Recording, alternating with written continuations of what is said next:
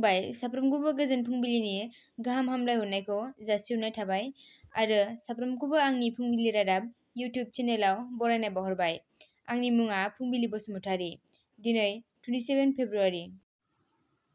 बृहस्पतिबारखालि प्रमद बर' बिथाङा कक्राझार डिभिजन नं 11 आरो कक्राझार साब डिभिजन नं 11 public health engineer department office बेखेवो।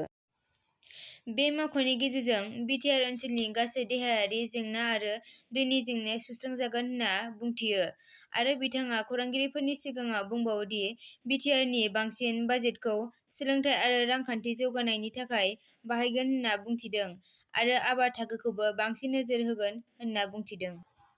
Election commission of इन्डियाया मोनब्रै रायजो केरेला, तामिलनाडु, वेस्ट बेंगल आरो आसामनि बिधान सभा बिसायख'थिनि सिडुलखौ फोसावना होबाय। आसामाव गासै मोन 126 बियाबाव बिधान सभा बिसायख'थियाव खुंफुंजागोन।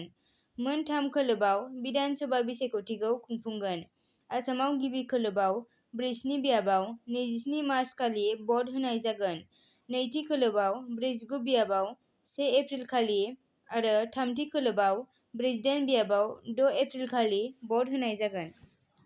आसाम चिफ मिनिस्टार सर्बानन्द सन'वालआ दिं एक्सप्रेस हिमा दासनो डिएसपिनि मासिनि थिसनलाइ बिलाइखौ गथायदों। हाबाफारियाव डिजिपि भास्कर्य महन्त, पुलिस आरो जायगानि मन्थ्रिफोरा बाहागो लायो।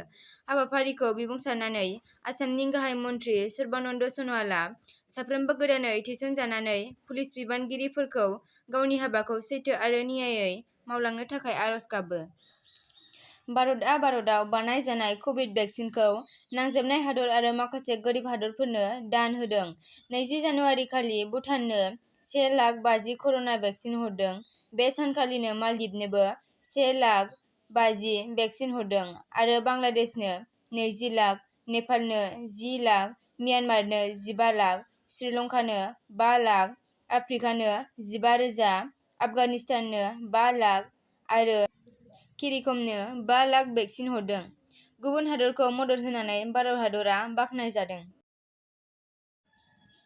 दिनैनि रादाबा एसेनोसै। भिडिअखौ नायनानै मोजां मोनदोंब्ला चेनेलखौ साबस्क्राइब खालामनानै थुलुंगा होनो हागोन। गोजोन्थों।